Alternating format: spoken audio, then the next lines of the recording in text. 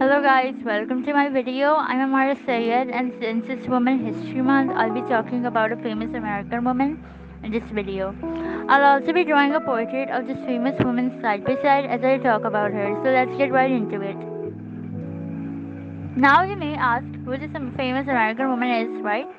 This American woman made name for herself in the 1850s as women's rights advocate and led the movement for American women's right to vote. If Susan Brownell Anthony is the name that came to your mind, then you're absolutely correct. I'm in fact talking about her. Born in Massachusetts on 15th February 1820, Susan Brownell Anthony grew up in the Quaker family. She was the second eldest of her seven siblings and attended the strict Quaker boarding school. She had to leave school due to her family struggling financially and worked as a teacher to support her family.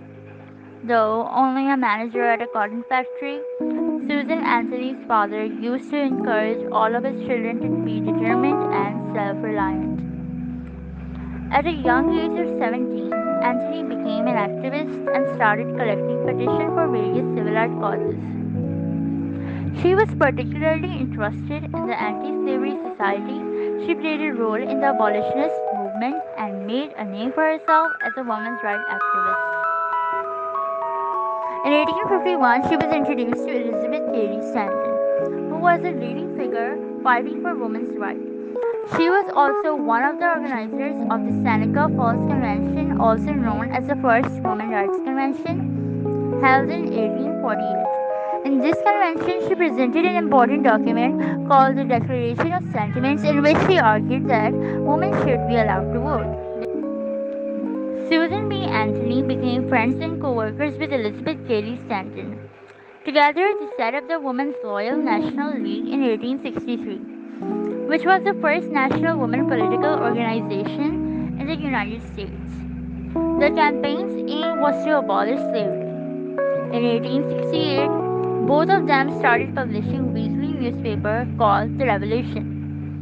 But due to lack of money, the newspaper lasted for only 2 years. Through this newspaper, Susan B. Anthony and Elizabeth Cady Stanton were successful in spreading their opinion and their campaign for women to be allowed to vote. In 1869, Susan B. Anthony, Elizabeth Cady Stanton, and others formed the National Women's Suffrage Association. Susan dedicated her time in campaigning for women's right to vote. This was a platform where she would express her views. The two women often traveled to other countries, giving speeches. She used to give 75 to 100 speeches per year. In 1872, she took the bold step of voting in the presidential election, due to which she got arrested. She was fined $100 for her actions, but she refused to pay the fine for the rest of her life, showing how unfair it was that women could not vote. She died due to pneumonia and heart failure in 1906 at the age of 86 at her home in Rochester, New York. At the time of her death, women were still not granted the right to vote, but in 1919, 3 years after her death, the 19th Amendment was passed that finally allowed women to vote.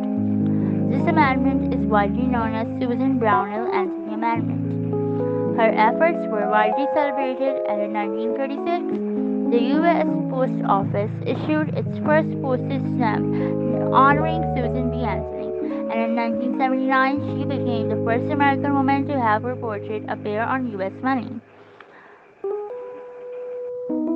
I hope you enjoyed watching the art process of Susan B. Anthony while also listening to the short biography of this extremely inspiring, remarkable, and determined American woman. Thank you guys for sticking around till the end of the video. See you soon.